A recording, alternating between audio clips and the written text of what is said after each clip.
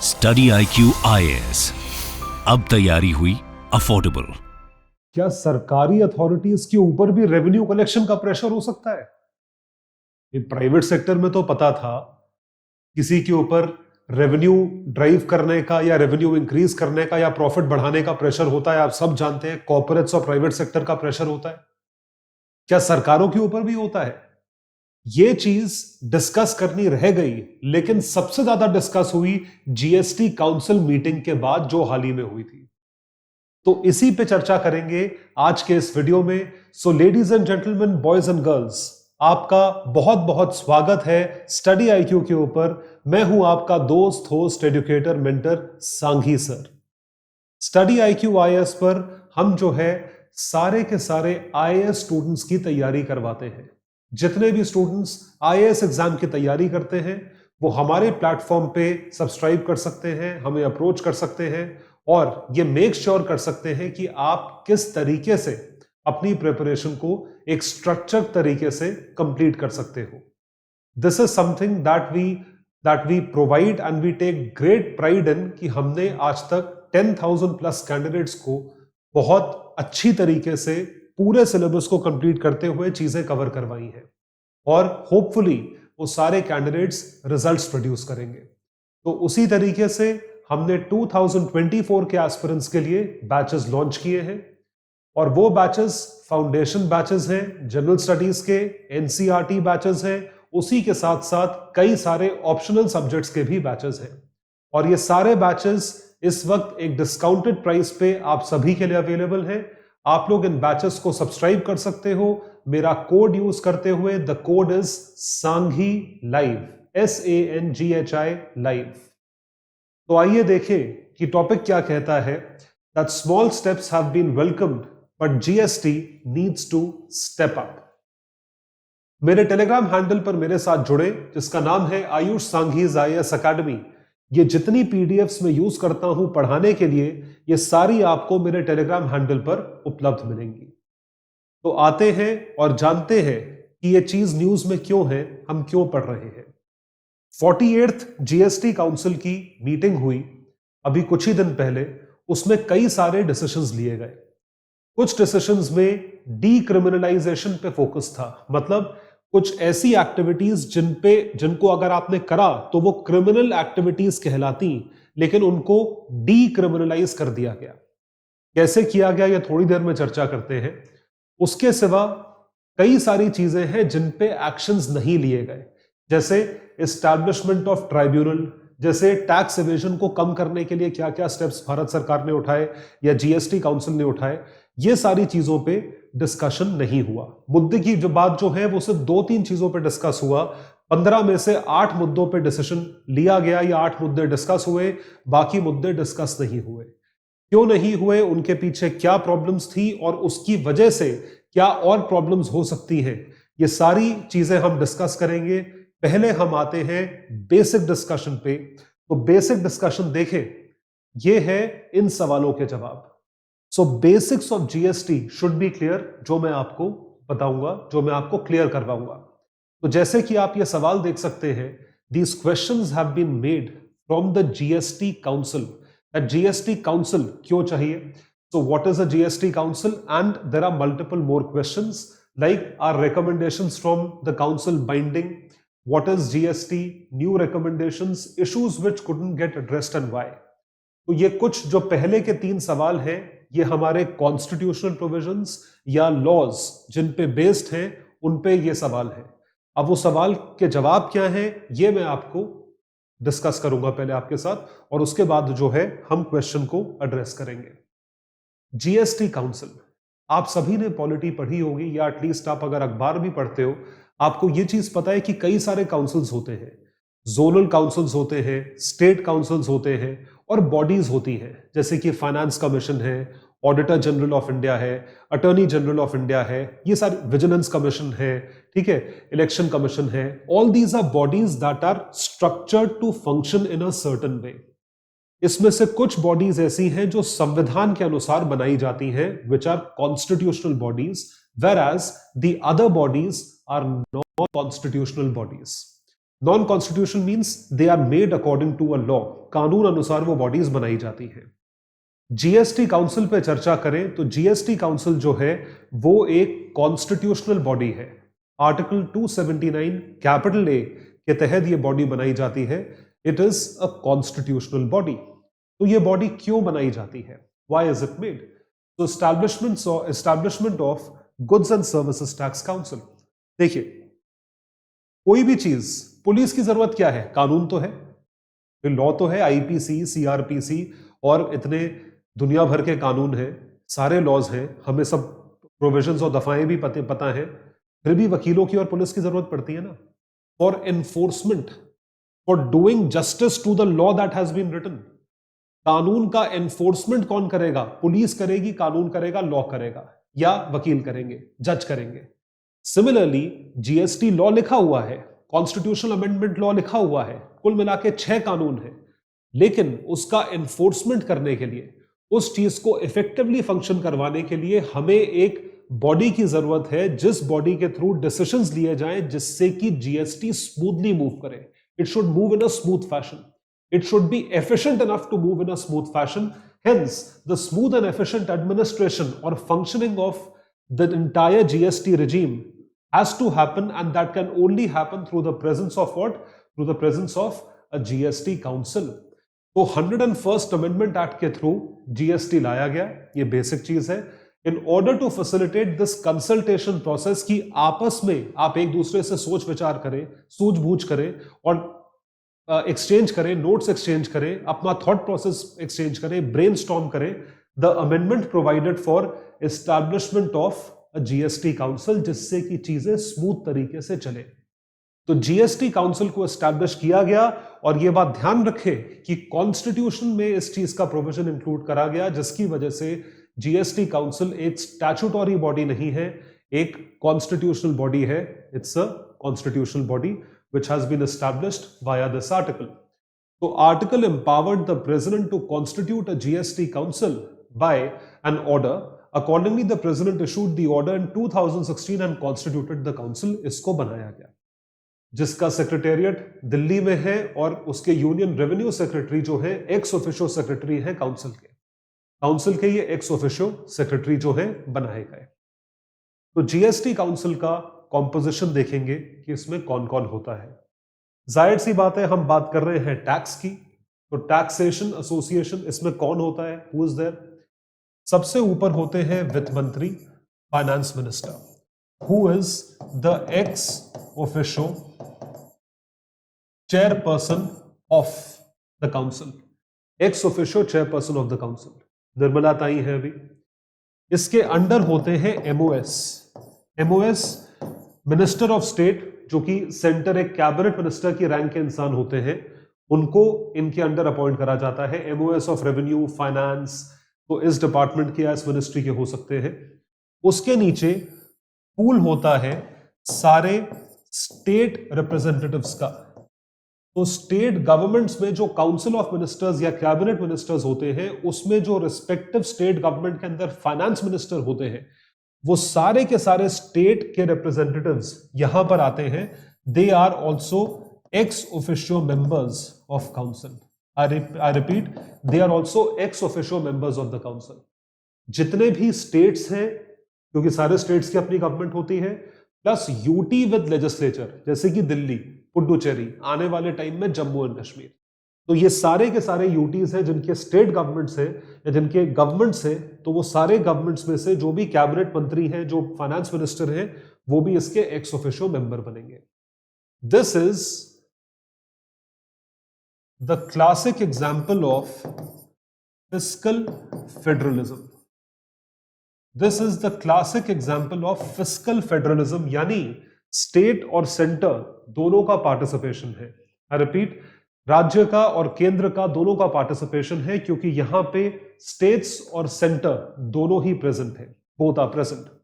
Decision has to be taken by a majority of all the members of GST council. तो देखिए, सबसे पहले हुए फाइनेंस मिनिस्टर, फिर हुए एमओएस इंचार्ज रेवेन्यू या फाइनेंस के, फिर हुए मिनिस्टर इंचार्ज ऑफ फाइनेंस या टैक्सेशन, हर एक राज्य सरकार के, हर एक स्टेट गवर्नमेंट के। तो जो भी मेंबर्स हैं, मतलब जितने भी स्टेट के प्रतिनिधि हैं, रिप्रेजेंटेटिव्स हैं, वो आपस में एक किसी को लीडर चूज करेंगे जो कि जीएसटी काउंसिल के वाइस चेयरपर्सन बन जाएंगे, vice chairperson of the council.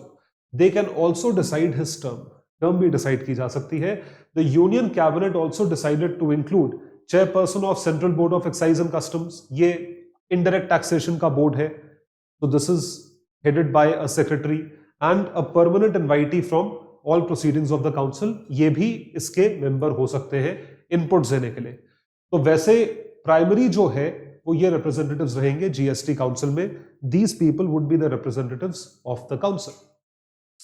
तो अब सवाल ये उठता है कि जीएसटी काउंसिल अब मिलता है, सोच विचार करता है, जैसे हाल ही में मिला था जीएसटी काउंसिल की जो है मीटिंग हुई थी।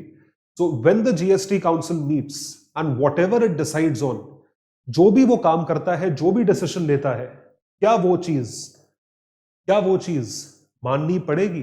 ये बहुत इंपॉर्टेंट पॉइंट है।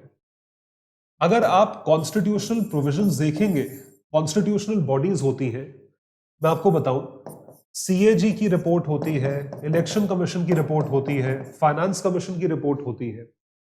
अब सीएजी कोई भी कॉन्स्टिट्यूशनल बॉडी या for that matter extra constitutional body भी होती है, इसकी रिपोर्ट जो है ये प्रेसिडेंट ऑफ इंडिया का काम है कि वो पार्लियामेंट के सामने प्रस्तुत करे। It should be presented in front of both houses of parliament, both houses of parliament के सामने ये चीज प्रस्तुत हो, लोकसभा और राज्यसभा के सामने। बहुत अच्छी बात है, प्रस्तुत करिए आप। तो पार्लियामेंट के सामने it should be presented. Now just like these bodies, GST council is also a constitutional body. So what ever GST council says, जो भी जीएसटी काउंसिल में डिसाइड होकर बोला जाता है, क्या वो बाइंडिंग होना चाहिए, मतलब क्या वही अप्लाई होना चाहिए, या वो रिकमेंडेटरी होना चाहिए? शुड इट बी रिकमेंडेटरी, मतलब वो होना चाहिए नॉन बाइंडिंग। केंद्र सरकार का कहना है कि वो बाइंडिंग होना चाहिए, इट शुड बी बाइंडिंग। लेकिन यहां पे देखिए, जुडिशरी पावरफुल होने से क्या होता है, जुडिशरी ने बोला कि नहीं, ये बाइंडिंग नहीं होना चाहिए, it should be recommendatory in nature, because यहां पे स्टेट और सेंटर दोनों का जो है एक्सेप्टेंस देखा जाता है। तो इस वजह से उन्होंने क्या बोला, GST council decisions are not binding on centre and states, ये सुप्रीम कोर्ट का कहना है। क्या रीजन देता है? Rejecting the center's argument that entire structure of GST would crumble if the council mandates are not treated as enforceable, ऐसा centre का कहना है। तो कोर्ट ने क्या बोला, recommendations of GST council as enunciated under this article must be construed as only recommendatory in nature। अगर हम उसे बाइंडिंग मानते हैं, binding addicts, it would disrupt fiscal federalism, क्योंकि स्टेट्स का कहना जो है वो कम हो जाएगा। भाई आप बैठे हो वहां पे, कुछ फाइनेंस मिनिस्टर ने बोला और वो सबको बात माननी पड़ी, लेकिन फिस्कल फेडरलिज्म में स्टेट्स की भी उतनी पार्टिसिपेशन होनी चाहिए। तो अगर सेंटर का बताया हुआ कोई प्रस्ताव रखा गया और वो बाइंडिंग है, तो उसमें स्टेट का रिप्रेजेंटेशन कहीं ना कहीं इग्नोर होने के चांसेस है। मैं ये नहीं कह रहा होगा ही, होने के चांसेस है। तो फिस्कल फेडरलिज्म जो टर्म मैंने आपको बताया वो डिस्टर्ब होता है where both the union and the states are conferred equal power to legislate on GST. दोनों के पास इक्वल पावर है, यानी स्टेट्स जो ऑपोजिशन रूल स्टेट्स होंगे या non central government party rule states होंगे, उन सब की भी इक्वल अथॉरिटी है as compare to the normal authority. Hence fiscal federalism को मेंटेन करने के लिए इनकी जो अथॉरिटी है वो बाइंडिंग नहीं होनी चाहिए, रिकमेंडेटरी होनी चाहिए। जो आपका मन करे वो एक्सेप्ट कर लो। So this is something that was stated by the Supreme Court. It was neither stated by the constitution nor by the central government, it is stated by the Supreme Court. तो Supreme Court की बात माननी पड़ेगी, central government भी मानेगी। तो ये चीजें कुछ बेसिक्स हैं। और भी कुछ बेसिक चीजें डिस्कस करेंगे आपसे। GST, goods and services tax. जैसा कि आप जानते हैं, जीएसटी जब लाया गया तो ऑब्जेक्टिव था one nation one tax. I repeat, one nation one tax, यानी कि भारत में जितने भी इनडायरेक्ट टैक्सेस हैं उन सारे इनडायरेक्ट टैक्सेस को मर्ज करके आपने क्या बनाया, आपने बनाया गुड्स एंड सर्विसेज टैक्स। तो गुड्स एंड सर्विसेज टैक्स जो है वो एक डेस्टिनेशन बेस्ड टैक्स है। आई रिपीट, वो एक डेस्टिनेशन बेस्ड टैक्स है, यानी जहां पे या जो प्लेस ऑफ कंजम्पशन है, जहां पे आप आइटम खरीद के कंज्यूम करते हो, जिस स्टेट में बनता है उस स्टेट में नहीं, जिस स्टेट में कंज्यूम होता है वो डेस्टिनेशन मानी जाएगी, वहां पे टैक्स लगाया जाएगा, that is considered to be destination based consumption tax. तो GST is a destination based consumption tax, कि जहां पे कंज्यूम हो रहा है they have the right to collect GST, वो ही कलेक्ट करेंगे GST. Therefore, place of supply is crucial under GST as all the provisions of GST revolve around it. तो प्लेस ऑफ सप्लाई क्रूशल है, जितने भी प्रोविजन है GST के वो वहीं पे आसपास जो है घूमते नजर आएंगे। So destination based tax because goods and services are taxed at the place where they are consumed, जहां पे ये कंज्यूम करे जाते हैं। सो आप इस चीज को ध्यान रखेंगे, और जितने भी इनडायरेक्ट टैक्सेस को मर्ज करके ये बनाया गया है उसकी लिस्ट आपके सामने प्रस्तुत है, आप देख सकते हैं यहाँ पे what all things we are trying to state. So indirect tax, indirect taxes कई तरह के थे भारत में। वैल्यू एडेड टैक्स था, ये हर स्टेट गवर्नमेंट अपने हिसाब से लगाती थी। ऑक्ट्रॉय टैक्स था जो इंटर स्टेट ट्रांसपोर्टेशन पे लगता था, चुंगी कहा जाता है। सर्विस टैक्स था, सेंट्रल गवर्नमेंट पहले सर्विसेज पे लगाती थी।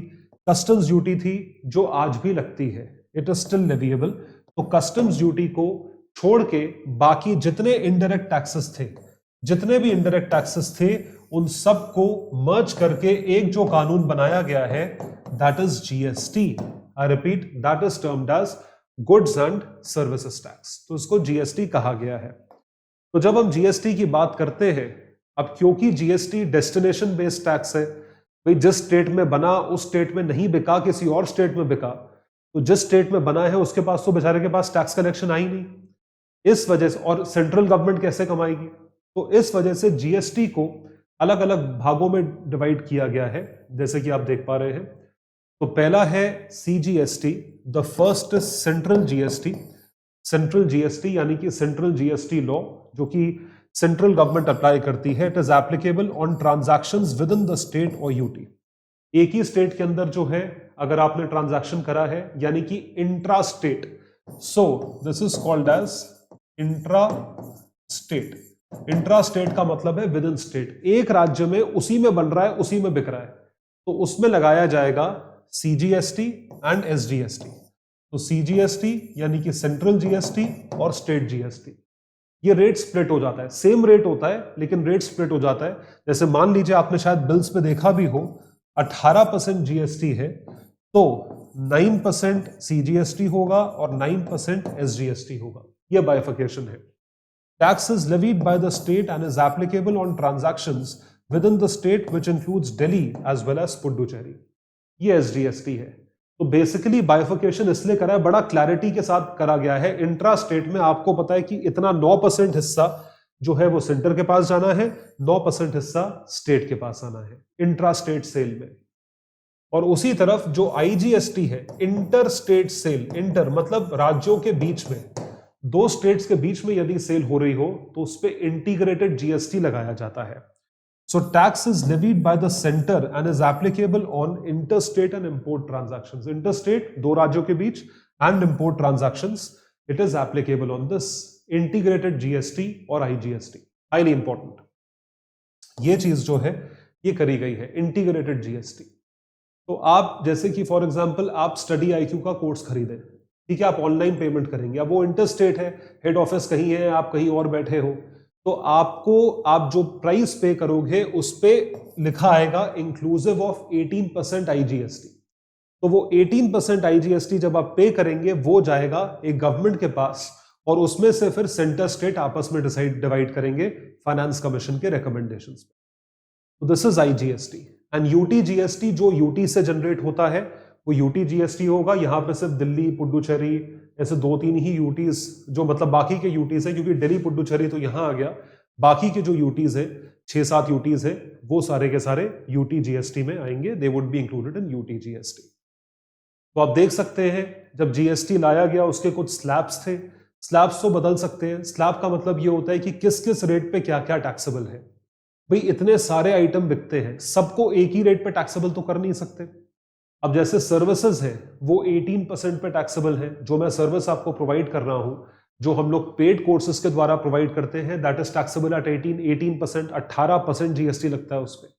और बाकी सारी सर्विसेज पे भी इतना ही, सीए सर्विस, डॉक्टर पे नहीं है, लॉयर सर्विसेज, बाकी सारी सर्विसेज जो है, टेलीकम्युनिकेशन सर्विस है, वाईफाई सर्विस है, टाटा स्काई सर्विस है। आप देखिए, आप कभी बिल उठा के देखिएगा, आपको पता चलेगा कितना जीएसटी लगता है।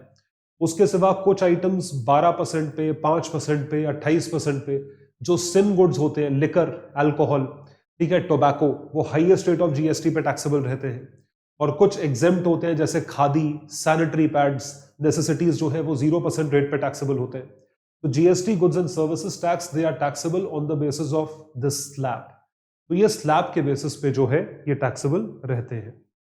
सो गाइज, ये पूरा जीएसटी का कॉन्सेप्ट जो हमने पढ़ा है, ये पॉलिटी और इकोनॉमी दोनों के लिए इंपॉर्टेंट है। तो जिस तरीके से ये कॉन्सेप्ट आपको थॉरली क्लियर हुआ है, उसी तरीके से हम आपको सारे कॉन्सेप्ट्स क्लियर करवाएंगे, पूरा सिलेबस स्ट्रक्चर्ड तरीके से कवर करवाएंगे अपने आने वाले जीएस फाउंडेशन के बैच में।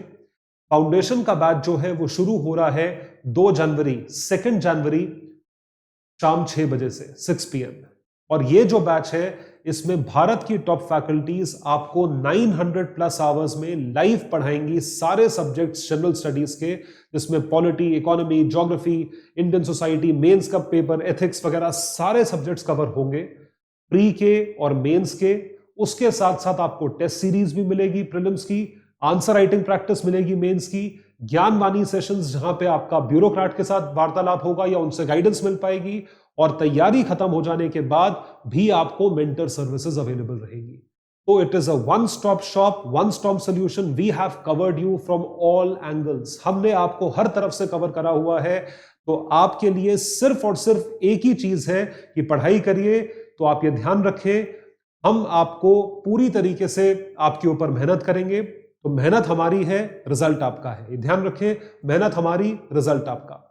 तो क्योंकि न्यू ईयर्स का टाइम है, क्रिसमस और न्यू ईयर का टाइम है, तो इस वक्त हम लोग एक हेवी सेल्स पे, सेल ड्राइव पे चल रहे हैं।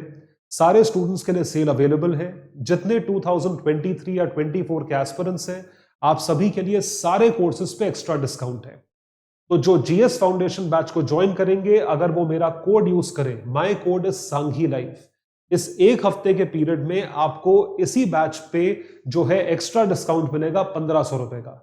तो पहले ये बैच जो था वो था 30,500 का, डिस्काउंट के बाद जो है ये बैच हुआ 19,000 का, और अभी जो ये बैच चल रहा है वो है सिर्फ और सिर्फ 17,500 का, 1,500 ऑफ एक्स्ट्रा एडिशनल। तो जरूर इस बैच को सब्सक्राइब करें। कोड एक ही है, कोड है सांघी लाइफ। चाहे जो मर्जी बैच आप सब्सक्राइब करें, फाउंडेशन बैच या एनसीईआरटी बैच या कोई भी ऑप्शनल का batch, there are multiple optionals that are also offered. Optional के बैचेस भी आप इस कोड से अप्लाई कर सकते हो। सब पे आपको डिस्काउंट अवेलेबल रहेगा ईयर एंड का, और आपको ऑप्शनल जो बैच है वो सिर्फ और सिर्फ 17,500 रुपए में अवेलेबल है।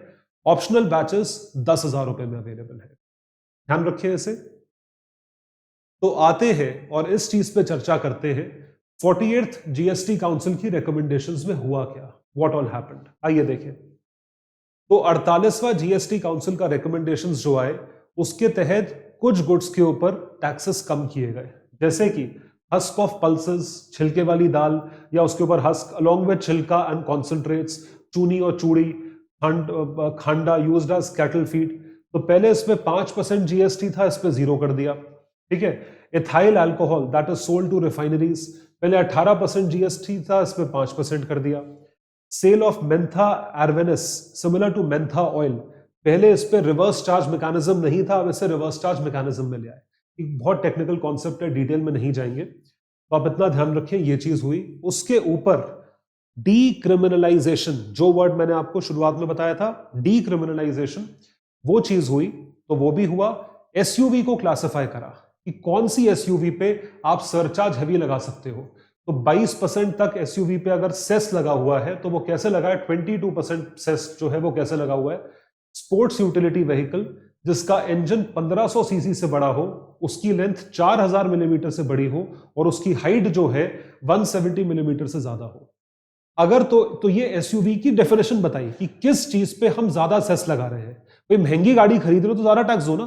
तो इस वजह से इस चीज को क्लैरिफाई करा गया कि एसयूवी है क्या। तो एसयूवी के ऊपर टैक्स लगाया, और जो क्रिमिनलाइजेशन है उसकी पेनल्टी लिमिट बढ़ाई गई। देखिए कैसे, the council has decided to decriminalise the following 3 things. Decriminalise करा क्या चीज?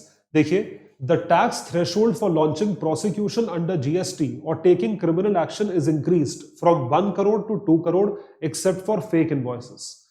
इस टर्म को अगर इग्नोर करते हैं, सिर्फ यहां से यहां तक पढ़े, पहले 1 करोड़ तक की टैक्स की चोरी पे आपको क्रिमिनल ऑफेंस के तहत आपके ऊपर पेनल्टी लगती थी। अब वो 1 करोड़ से 2 करोड़ हो गया है। अब 2 करोड़ के ऊपर क्रिमिनल ऑफेंस माना जाएगा, मतलब 2 करोड़ तक के लोगों को माफी है।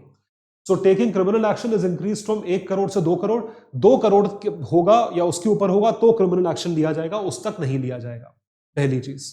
और अगर आप फेक इनवॉइस जनरेट करते हो तो 1 करोड़ पे भी लिया जाएगा, 2 करोड़ पे भी लिया जाएगा। जैसे आपने किसी को किसी होता है ना कि अभी आपने देखा होगा फेक इनवॉइसेस जनरेट करवा देते हैं, तो बिजनेसमैन भी ऐसे ही करते हैं।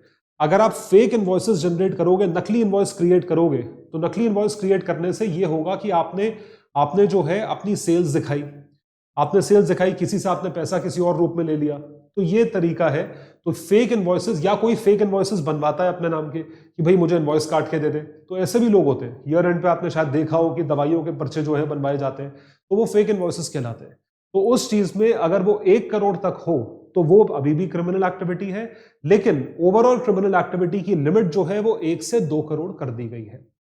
तो ये चीज है। इस पे एक एग्जांपल भी अगर आप देखें, the criminal penalties include imprisonment and fines which are also provided by GST law. तो ये चीज है। तो ये इस पे दफाएं हैं, सेक्शन 122 टू 131 और section 132 to 138, this has been mentioned. सो अब यहां पे 2 तरह के ऑफेंसेस है, कॉग्निजेबल और बेलेबल। कॉग्निजेबल का मतलब कि आपको सीधा अरेस्ट कर देंगे बिना किसी वारंट के, और नॉन बेलेबल ऑफेंस ये होता है जहां पे आपको जज के सामने प्रस्तुत करेंगे। ये बेसिक डिफरेंस होता है। तो यदि आपने अगर 1 से 2 करोड़ का टैक्स अमाउंट इन्वॉल्व है तो बेलेबल ऑफेंस से बेल मिल जाएगी।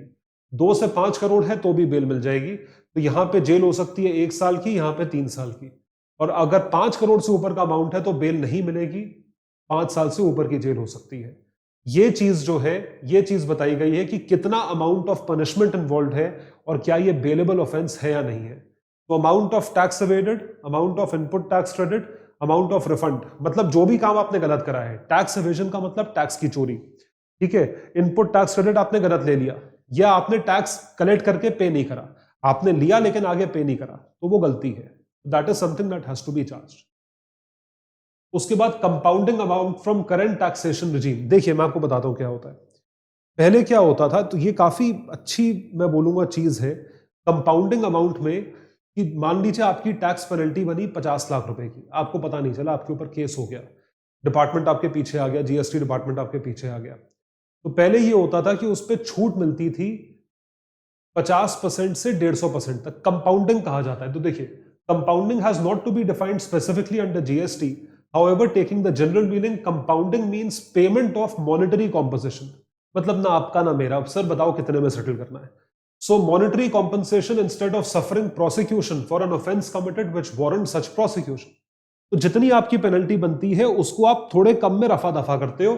In nutshell, compounding is simply a compromise between the offender and the department to avoid proceedings। offender और department है to avoid proceedings।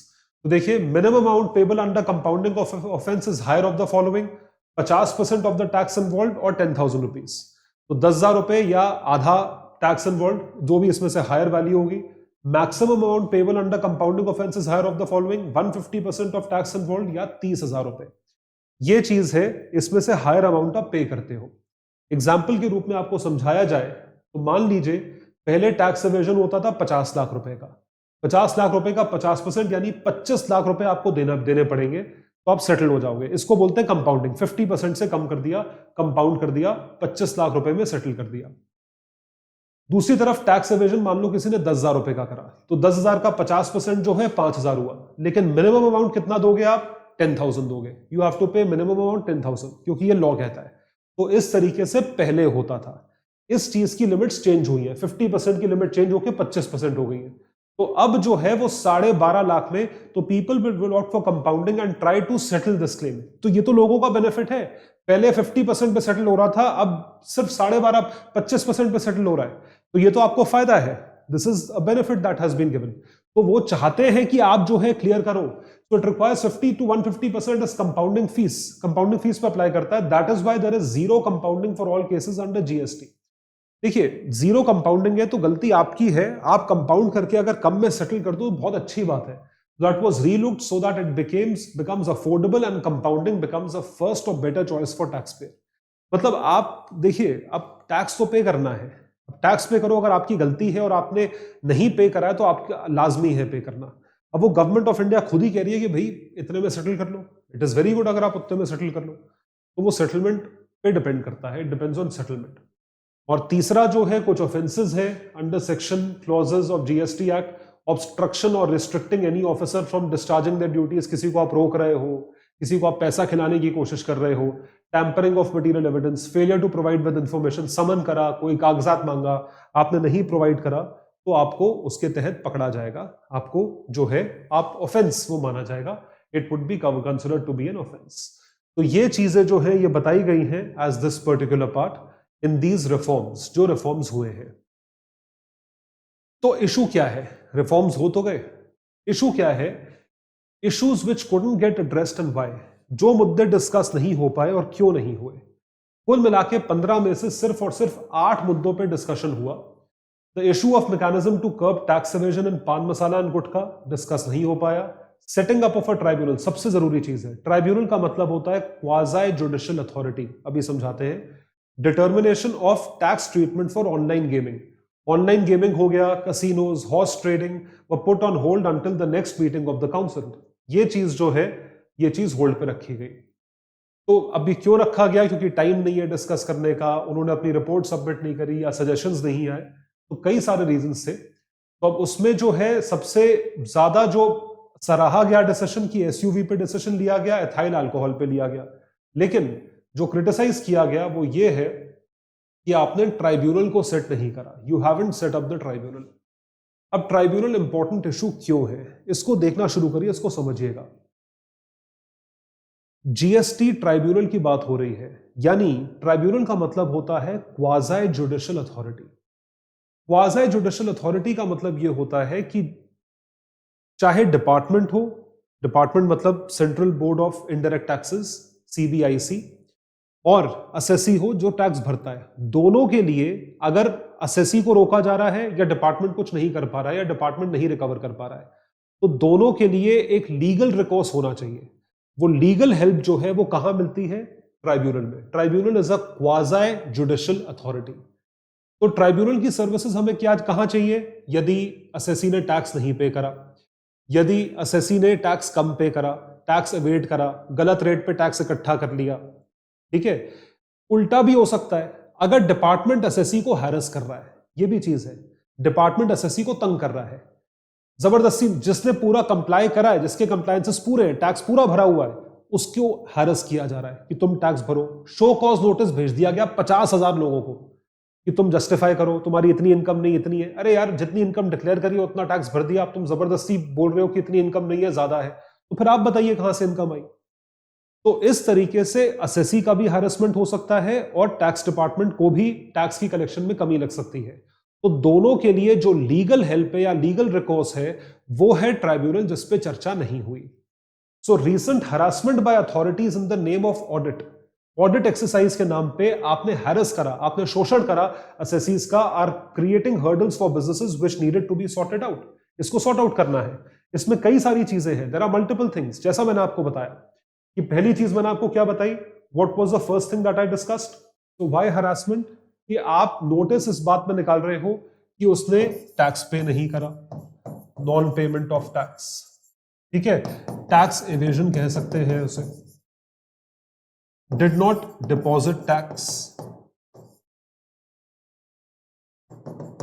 Did not do the compliances.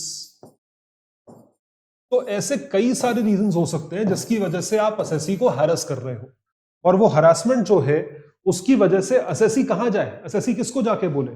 Non payment of taxes, incorrect declaration, incorrect classification of goods and services, mismatch in sale and purchase, इतने का खरीदे इतने का बेचा, पूरा tax deposit नहीं कराया, इनपुट टैक्स क्रेडिट जो है वो आपने गलत लिया। तो ऐसे 50,000 लोगों को शो कॉज नोटिस भेजा गया। अब देखिए, हर मामले में डिपार्टमेंट गलत नहीं है, हर मामले में असेसी गलत नहीं है, लेकिन डिपार्टमेंट के ऊपर जो नोटिस भेजता है, यानी कि सरकार के ऊपर, सरकारी विभाग के सरकारी ऑफिशियल्स हैं, जीएसटी कमिश्नर्स हैं, उनके ऊपर प्रेशर है स्टेट अथॉरिटीज का, स्टेट गवर्नमेंट का, कि जीएसटी का कलेक्शन बढ़ाओ। तो जिस तरीके से कॉर्पोरेट्स में, बिजनेसेस में लोगों के ऊपर प्रेशर होते हैं मंथली टारगेट्स के, वीकली टारगेट्स के, एनुअल टारगेट से, कि सेल्स बढ़ाओ, सेल्स बढ़ाओ, इनके ऊपर प्रेशर है टैक्स का रेवेन्यू बढ़ाओ। तो टैक्स का रेवेन्यू बढ़ाने के लिए ये जेन्युइन असेसीज को भी नोटिस भेज रहे हैं, partnership firms, companies in sectors such as jewellery, real estate etcetera. तो ये चीज प्रॉब्लम बन गई है, एक एल्बर्ट्रॉस बन गया है उनके गले में। So a shortfall in tax collection, pressure on officials to bring more revenue, limited tax administration capacity could lead to harassment and litigation. इसकी वजह से शोषण है, जिसकी वजह से केसेस जो है बढ़ रहे हैं। तो ये चीज नॉर्मल कोर्ट ऑफ लॉ में जाए, उससे बेटर ये चीज ट्राइब्यूनल में आ जाए। इस वजह से ट्राइब्यूनल होना बहुत जरूरी है। It is highly important for them to have a tribunal. तो जीएसटी एपेलेट ट्राइब्यूनल जो है वो दिसंबर 2023 तक बनने की संभावना है, इस पर अभी तक चर्चा नहीं हुई है। So let's hope for the best. तो जीएसटी एपेलेट ट्राइब्यूनल जो है, उसका, किसी भी ट्राइब्यूनल का ऑब्जेक्टिव ये है कि जो केस चल रहा है उसको आप निपटाइए, रिकॉर्ड टाइम फ्रेम में करिए, टाइम बाउंड तरीके से आप डिसीजन दीजिए, जजमेंट दीजिए, ठीक है। तो ensure a quick resolution of disputes, it would have helped the authorities achieve higher taxation revenues, blocked in litigations. क्योंकि लिटिगेशन है, अब शो कॉज नोटिस भर दिया आपने, उसने केस कर दिया, अब वो चल रहा है लिटिगेशन, अब वो कह रहा है कि जो कोर्ट बोलेगा फिर वो करेंगे। उसके बाद reducing any undue hardship for tax payers. दोनों तरफ से देखिए है, सिर्फ टैक्स पेयर की गलती नहीं है, सिर्फ डिपार्टमेंट की गलती नहीं है, दोनों तरफ से हरासमेंट होता है। तो ऑल इन ऑल हमने जो चीज पढ़ी अभी, उसको अगर सम अप किया जाए तो जीएसटी एक इनडायरेक्ट डेस्टिनेशन बेस्ड टैक्स है, ये मैंने आपको बताया। It is a destination consumption based tax. तो CGST, SGST, IGST, UTGST 101st constitutional amendment act है के तहत आया 2016 में। उसके बाद 279A कॉन्स्टिट्यूशनल बॉडी बनाई गई, जीएसटी काउंसिल, जिसकी वजह से स्मूथ एंड एफिशिएंट फंक्शनिंग हो सके जीएसटी की, डिसीजंस यही लिए जाते हैं। अभी रिसेंटली 48th जीएसटी काउंसिल की मीटिंग हुई, जिसमें लिमिटेड इश्यूज एड्रेस करे गए। SUV classification, ethyl alcohol decriminalisation, limit बढ़ा दी गई 1 से 2 करोड़ की, ये चीज आपको ध्यान रखनी है एग्जाम के लिए। Missed tribunal, tax evasion on पान मसाला एंड ऑनलाइन गेमिंग, इन चीजों पे कोई बात नहीं हुई। तो जो हमने पढ़ा उसका समराइज्ड वर्जन जो है वो आपको इन लेस देन 1 मिनट मैंने रिवाइज करवाया, लेस देन 1 मिनट। तो आई होप आपको पूरा इशू समझ में आया होगा। इसी तरीके से हम सारे इश्यूज आपको डिस्कस करवाएंगे आने वाले फाउंडेशन बैच में। 2 दिसंबर को बैच लॉन्च हो रहा है, स्पेशल डिस्काउंट बैच पे ऑलरेडी चल रहा है, जिसकी वजह से आपको ये बैच 17,500 रुपए का अवेलेबल है। Only 17,500, which is extra 1,500 discount अगर आप मेरा कोड यूज करें। My code is Sanghi live, एक ही कोड है, सांघी लाइव कोड है, और उस कोड के प्रति आप फाउंडेशन बैच में रजिस्टर कर सकते हैं, ऑप्शनल बैच जो सिर्फ 10,000 का अवेलेबल है, और तमाम और बैचेस, चाहे वो एनसीआरटी हो, एनसीआरटी बैच हो, एसआईपी बैच हो, कोई भी बैच हो, आप सिर्फ और सिर्फ एक ही कोड से रजिस्टर करेंगे, और वो है सांघी लाइव। तो क्या क्वेश्चन बनता है, व्हाट इज द क्वेश्चन? सवाल देखें, What is or are the most likely advantages of implementing GST, Goods and Services Tax? UPSC prelims का सवाल है, एग्जाम क्वेश्चन है। It will replace multiple taxes collected by multiple authorities and will thus create a single market in India. It will drastically reduce the current account deficit of India and will enable it to increase its forex reserves. इससे कोई मतलब है? forex से क्या मतलब है GST का? It will enormously increase the growth and size of the economy of India and will enable it to overtake China in the near future. मजाक हो रहा है भाई, आप इंक्रीज ग्रोथ एंड साइज तो बोल सकते हो, चाइना को ओवरटेक कर लेंगे कैसे बोल सकते हो? सो आंसर बहुत क्लियर है, आंसर इज 1 ओनली। आंसर जो है वो है 1 ओनली। मेंस का जो क्वेश्चन बनता है वो है GST which was supposed to have been a simple tax turned out to be one of the most complicated reforms India has ever seen. इस पे आप जवाब दे सकते हैं, जवाब देकर आप टीम को भेज सकते हैं। हमारी पूरी टीम है जो मेंस के आंसर्स को चेक करती है, और जो पीडीएफ्स में यूज कर रहा हूं पढ़ाने के लिए वो अवेलेबल है हमारे सोशल मीडिया हैंडल पे, हमारे टेलीग्राम हैंडल पे। टेलीग्राम हैंडल का नाम है आयुष सांघीज IAS अकेडमी, और आप अन्य सोशल मीडिया हैंडल्स पर मेरे साथ जुड़ सकते हैं। ट्विटर पे और इंस्टाग्राम पे बहुत अच्छी इंफॉर्मेटिव रील्स में यहाँ पे शेयर करता हूं, जरूर मेरे साथ जुड़े। ये है सारे सोशल मीडिया हैंडल्स, और कोर्सेस का कोड मैं आपको बता चुका हूं, सांघी लाइव सब्सक्राइब करें आज ही और मिलते हैं अगले वीडियो में। Thank you so much, bye everyone, take care, all the best. Study IQ IAS, अब तैयारी हुई अफोर्डेबल।